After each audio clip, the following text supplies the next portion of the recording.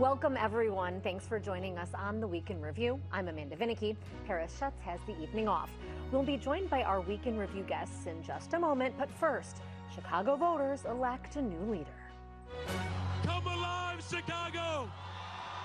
My name is Brandon Johnson, and I can't wait to be sworn in as the next mayor of the greatest city in the world.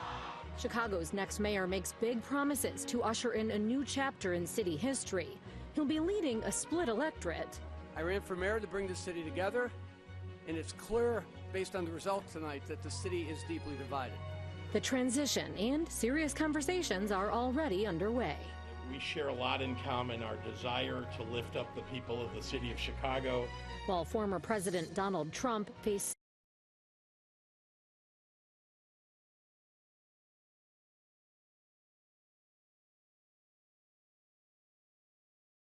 he mourns the loss of 2 firefighters.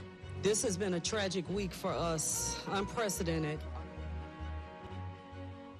Our condolences, of course, to the families of those firefighters. Now to our Week in Review panel. Joining us are Derek Blakely, retired from CBS 2 Chicago, but back for election coverage.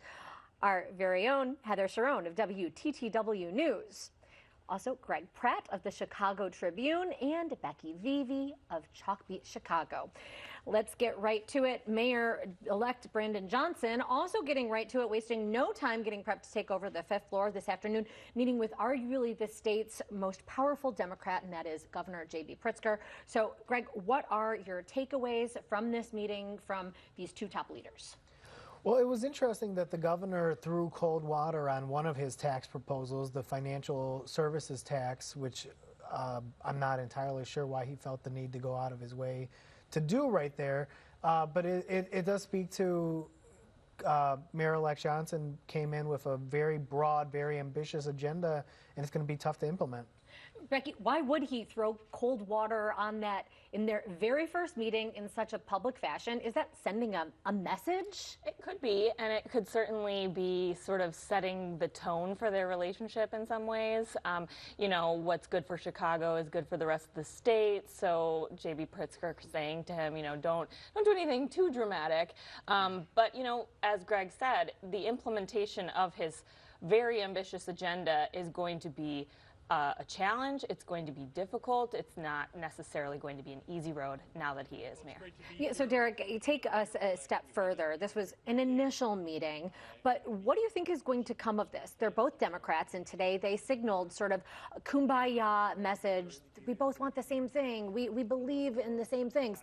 And yet we got an example right away from the governor of something that he does not believe in the same thing as Mayor-elect Johnson. Is there going to be a split, and what might that mean for Chicago? Well, I don't know if there'll be a split, but there certainly may be differences. The governor's agenda may not align with Mayor-elect Johnson's agenda. After all, the mayor-elect is facing a $600 million deficit, according to Lori Lightfoot. Oftentimes, once the elected gets into the office, they find that the hole is even deeper. And he wanted to raise $800 million in taxes to fund his very ambitious agenda. Put those 2 numbers together, 600 million and 800 million, that's a very deep chasm. And it's going to take some compromise, probably, and also some realistic thinking to try to come up with a budget solution just to pay the bills Chicago already has. And Heather, what are we to make of the fact that they did meet for over an hour and yet didn't really get to the nitty-gritty? According to what the 2 men said afterward, they didn't touch on major issues, even on things that would require action from Springfield, for example, a real estate transaction tax. Yeah, I did think it was interesting that Governor Pritzker specifically said, I'm not a big fan of the financial transaction tax, didn't say anything about raising the real estate transfer tax, and did not say anything about the head tax that Brandon Johnson favors putting on large corporations. So there is clearly going to be a negotiation between Brandon Johnson, the General Assembly, and Governor Pritzker. So there's room to maneuver for both here. The other issue is that this week and post-election is all about everybody putting on a happy face and coming together and linking arms and putting aside the divisiveness of the campaign, because I think it's important to note that J.B. Pritzker did not endorse Brandon Johnson. He did not endorse Paul Vallis. He stayed on the sidelines, and Brandon Johnson comes from a very different part of the Chicago Democratic Party than J.B. Pritzker came in, and you can sort of make an argument that Brandon Johnson is really sort of the culmination of sort of the anti-moneyed interest push in the Chicago Democratic Party. J.B. Pritzker, of course, a billionaire. Very much so. And so he met with the governor today, but earlier this week, Becky, Johnson had a private meeting with current mayor Lori Lightfoot. What can you tell us about how that one went? Well, it was quick, and she did not talk after it, so it's a little difficult to know. I think it's a certain. What am I trying to say? There's a formality to this. There's a passing of the torch. As we may recall, Mayor Lori Lightfoot threw cold water on his campaign when he entered the race and said that he would not be mayor. And so I think there's some humbleness that she'll have to reach at this point. But it sounds like she does stand ready to help win the transition and is willing to do that. It had to be sort of just Lori Lightfoot's worst nightmare come to be, because very shortly after she took office in 2019, she told us that she was certain the Chicago Teachers Union would try to oust her in 2023. She knew this was coming. And that is exactly what happened. And it wasn't until very late in the first round of voting in February that Lightfoot turned her attention to Brandon Johnson, who had begun his surge. Before that, she was spending most of her time talking about Paul Vallis and Jesus Chuy Garcia. She really sort of dismissed Brandon Johnson, perhaps almost until it was too late.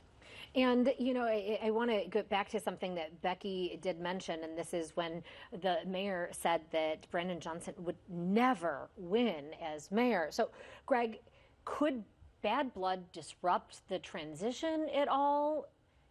Taking it more from, as Becky said. Well, you could imagine a scenario like when George W. Bush and Al Gore, where they were taking the W's off the keyboards at the White House.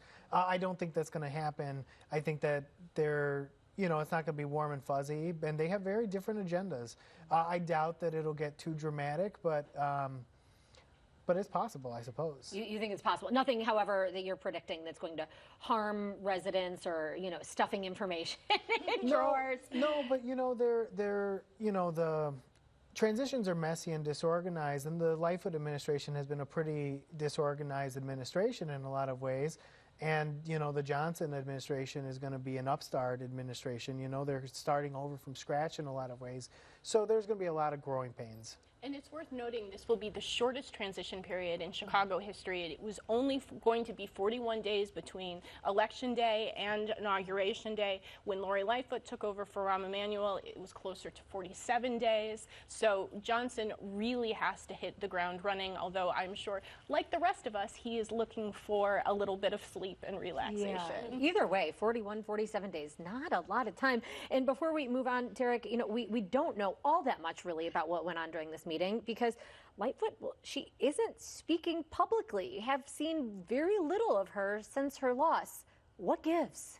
Well, I think she may be embracing the moment. I mean, her time is ending, and she could come out and give a full description of what happened. But I think she senses that the focus is on the new guy, and she doesn't want to try to claim his spotlight, and I'd say that's being rather gracious. Well, the flip side to that is that the mayor is sort of doing an informal press boycott. I mean, she's declining legacy interview requests. So, there's some silence during the campaign between the first round and second round, which is understandable, but she's more or less boycotting the press all the way through the end of her term. I think that they're probably trying to get some national media attention, but they're really, it's a good example of why she lost, is this inability to put aside bad feelings and go explain yourself and go talk about what you're doing. And she might regret having no sort of legacy message at the end of the day when looking back at this. Because it will be up to us to sort of write the legacy of what Lori Lightfoot's time in office has meant. And I know I certainly would like to talk to her about what she sees as her accomplishments and what she sees as her failures. We can't do that if she does not speak to the press. And, you know, she will be mayor for another month or so. And, I'm always in favor of public officials making them available to the news media as representatives of the people she represents. She may be taking a little bit of time. It is still, Fresh. Things move fast for all of us, but I think it's still early for her, and she may still decide to say something, and probably is in a bit of a mode where best to say nothing at all until I can collect my thoughts and know what I want to say. Somebody who did collect his thoughts had it written, I'm sure, beforehand, with Brandon Johnson, who gave really what was a rousing speech on Tuesday night, saying a lot of lofty promises, ushering in a new era in Chicago history, saying that now the civil rights and labor movements are united. And then he went on to say that from here on out, we aren't going to have to make choices, that there can be wins for everybody, whether you're rich or poor, no matter what part of the city you are from, working class, business class. Now, Heather, isn't government, however, all about having to make some of those very choices? That's right. Government is an act of saying no. It is a zero-sum game because there are limited dollars, as Derek points out, and that those dollars will have to choose how to be spent. I think what Brandon Johnson is signaling is what he campaigned on, that he's putting a sort of an end to what he called the politics of old. And for a long time in Chicago, it was the business interests and sort of the large corporations who held sway at City Hall, and that just is not likely to be the case in the same way as Brandon Johnson. So I think, he's saying it's a new day. I think it remains to be seen exactly can he fulfill those promises and what that means for the city's future. Derek, weigh in there. Again, it's a campaign speech, so sure, it is going to be lofty, but can he make good on those promises? You mentioned, of course, previously the budget pickle that Chicago is in. Well, we'll see. I mean, that's the big question. Stacey Davis Gates, during that victory speech, characterized the campaign results as being the triumph of hope over fear. I don't know if it's completely fair to characterize Paul Vallis's campaign as being a campaign based on fear, because public safety is just as important and top of mind for African Americans and people on the South and West Side as it is in the Vallis base on the downtown and on the Northwest and Southwest side. But certainly there is in the Brandon Johnson victory an ascendancy of this kind of new progressive paradigm, which is more aspirational, more hopeful, but it's going to run up against the reality of dollars and cents choices very soon. So much does. Now, Becky, as Derek noted, he was introduced, that is the mayor-elect, in that victory speech by the president of the Chicago Teachers Union. What do you imagine things are going to look like when she moves from campaign advisor, confidant, friend, to somebody who's sitting across the negotiating table with Brandon Johnson is currently really head of CPS? Right. Well, it will be very interesting to see how this plays out. Now a lot of the rhetoric at this point is shifting to we can be collaborative partners at the table. I spoke with Ralph Martiri at the Center for Budget and Tax Accountability, and he's sat on school boards in suburbs in this area, and he says, the combative approach, labor versus management, that Chicago Public Schools has seen under Lori Lightfoot and under Rahm Emanuel and under this teachers union is not the only approach. That you can take a different approach at a bargaining table between a union and a school board. And it doesn't have to be combative. I did speak with Brandon Johnson yesterday morning and asked him this question, and he said, at this point, he comes at this now as a parent with children in the school system, first mayor in recent memory, maybe ever, to have children in Chicago Public Schools. And he's like, I am looking to build, in this position, I'm coming at it as a parent now, looking to build a system that I want to continue to send my children to, that I want other people to want to send their children to, and that's the approach I'm taking. Of course, dollars and cents realities will set in, and I do think that the folks who are currently in CPS administration will have a lot of I'm sure they'll have a lot of conversations and education and conversation with him about how can we get something done. Well, I was just going to say that in recent past, the negotiations between the teachers union and the city have broken down not over wages and benefits and those sort of like dollars and cents issues. They've broken down over how can we ensure that all of our students have a safe place to live and get mental health care and are fed, and those sort of issues that could be sort of absorbed by a mayor through the city budget to address those things, which he has said that he will through programs, you know, expand. Right. Yeah. Reopening the mental health clinics, you know, making schools sort of more of a community center with wraparound services, which is essentially what CTU was pushing for. And so I think that it's going to be a different kind of negotiation than we've seen in the past. And in some ways they were pushing, that union leadership was pushing Mayor Rahm Emanuel and Mayor Lori Lightfoot to adopt these values that they wanted them to adopt on those issues, and they weren't willing necessarily to do that or to do that in a contract negotiation. And you know, I don't see resistance obviously coming from a Mayor Brandon Johnson. Right. You know, so much has been made of his relationship with the Chicago Teachers Union. I'm curious a little bit, Greg, could we dive into his relationship? He is right now a Cook County Commissioner. What does this mean for Toni Preckwinkle, who has sort of a lot of acolytes in powerful positions, and what do we think this does for her? She's head of the Cook County Democratic Party. Well, she has a great legacy in terms of getting her acolytes and her staffers appointed to things. Obviously, there's appointed and elected. There's State's Attorney Kim Foxx, who she's very proud of. There's Brandon Johnson, who she's very proud of. And it's, you know, President Preckwinkle is controversial on criminal justice issues in some circles, but she runs a pretty good administration financially and in other ways. And, you know, there's probably a lot of good guidance that her team can give to Commissioner Johnson. And then, Derek, before we move on, what else can we expect in the early days from a Johnson administration? And we did see him moderate his platform a little throughout the campaign, this whole defund the police, no, I'm not going to message.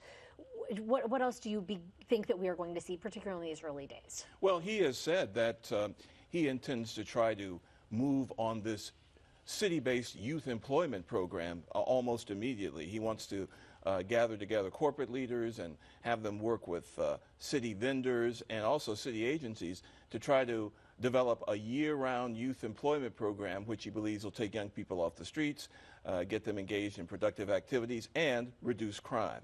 So he said that was job one, so I'll take him at his word. Ramping up in time for summer when the heat hits, but also, unfortunately, so does more crime and shooting numbers classically. Now let's talk a little bit about how Johnson won. And for everybody, is anybody surprised by how relatively early he sealed the race and that the AP called the race for him with so many outstanding mail-in ballots still yet to be counted? So I wasn't surprised because in the first round of voting, Paul Vallis lost 3 percentage points from election night to when all of the mail-in ballots were counted, which showed us that Brandon Johnson's team had a robust and effective mail-in ballot campaign, which meant that if Paul Vallis were to have won on Tuesday, he would have had to have been up significantly on election night. And for a little while, it looked like maybe he would be. But once we got to about 60% of the vote counted, the two candidates were tied. So at that point, really believing that mail-in ballots were going to break really hard for Johnson, the outcome became clear, which is why I think you saw not only the AP call it, but also Paul Vallis concede, as you saw right there. Yeah. Johnson needed to consolidate the African-American vote. That was his major task in the runoff, and he did it. He won more than 80% of the vote. He got Lori Lightfoot's votes. He got Willie Wilson's votes. Even though the black turnout was not very robust, he dominated the numbers who did vote. And he ran, I think, extraordinarily strong on the lakefront. And the surprise to me was not so much the defund police did not hurt him on the lakefront, but that his tax proposals did not seem to hurt him in the wealthier parts of the lakefront among those voters. You know, I was always told, political consultants always said, never run a campaign based on you're going to raise taxes. That was like, you know, a political death warrant. But he did it and succeeded. An entire package, yeah. Yeah, which I think says something to that hope and aspirational thing that is selling with younger, college-educated voters. And it was actually a pretty shrewd thing for him when he's governing later on, because he will be able to say, I campaigned and won on these tax increases. So pass it. This is what I did. Greg, what of that, though? What does that say in terms of constituencies who backed Vallis? Where does that leave them? I'm thinking the business community, the CPD, when you're thinking at least the FOP endorsing Vallis. Well, I think where it leaves them on a practical matter is that they still live and work in the city of Chicago, and they have to live with the mayor. And you get a chance to choose your mayor. That's election day, and when you win and you lose, you stick around or you get out of town. And most people are going to stick around because this is the best city around. So you're not buying this whole "I'm leaving the city." I think that people talk a lot of nonsense sometimes, and I'll personally pack up people's PlayStations from their mom's basements if that's what they want to do. But he does have to work on reaching out to people in the Northwest, Southwest side to be conciliatory, to do that, and he's working on it. I mean, he was talking about the need to unify and to focus on things that we can agree on instead of trying to be divisive. That's obviously easier said than done, but it is something that I think he's trying to do. And now, of course, this was not the only election. We had lots of turnover in the Chicago City Council. So, Heather, just briefly here, this is going to be more female, more queer. There's Asian alder persons elected. Give us the big upsets. So it's really a cliche, but it's really the dawn of a new era at City Hall. The City Council is going to be generationally different than it is right now. You're going to have far more female alder people. You're going to have far more alder people who are of color and who are LGBTQ. And I think the fact that Brandon Johnson is the city's first Gen X mayor, I think will sort of set that tone, and it will be very, very different. We're also going to see perhaps this new city council try to be more independent and to actually function as the legislative body. I am somewhat skeptical about that, but we will see. It would be a big turn. We will see. But I think probably, of the big upsets, you are going to see the end of Ed Burke's career. He did not run again. That's just a sea change in Chicago history. I think that you will see an empowered Democratic Socialist caucus with several committee chairs, at least at this point, as well as the 7th member, Angela Clay, in Uptown. And we have just a few minutes left. So, Becky, a quick beat, because we did see a lot of attention to school board races that classically don't get that sort of attention.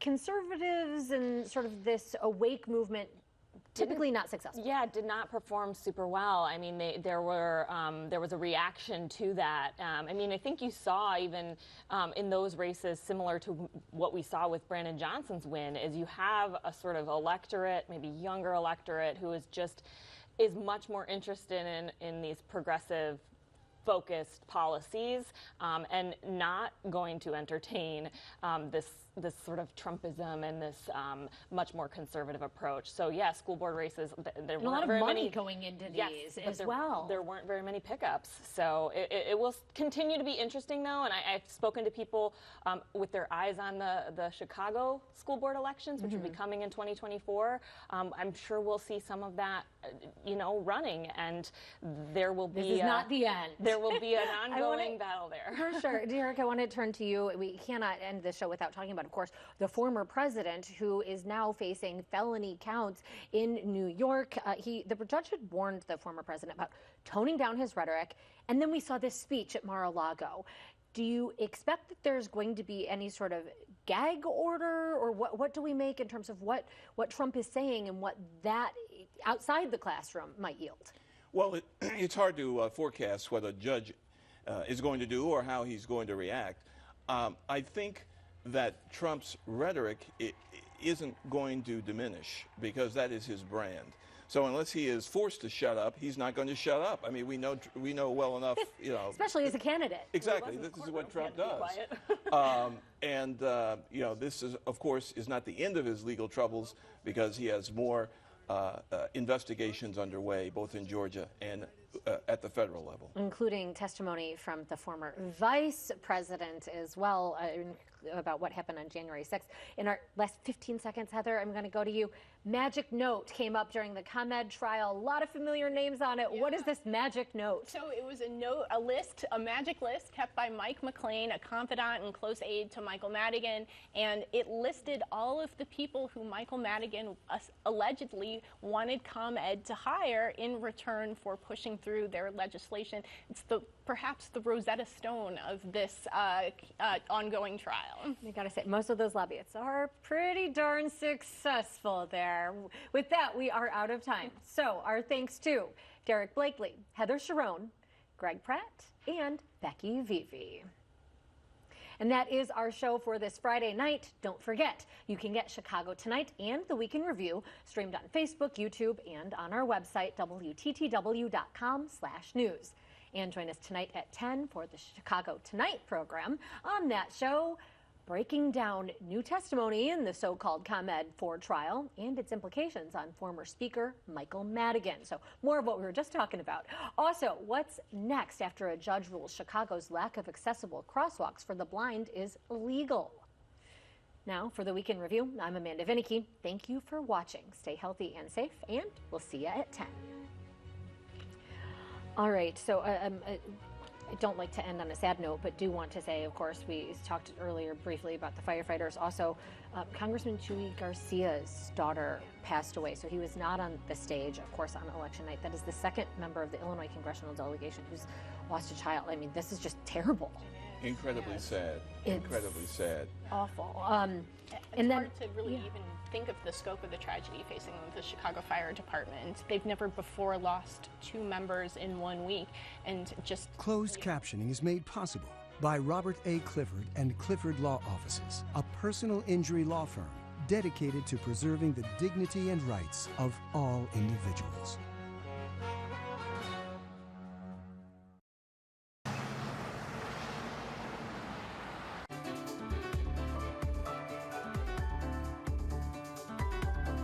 Washington Week, next on WTTW.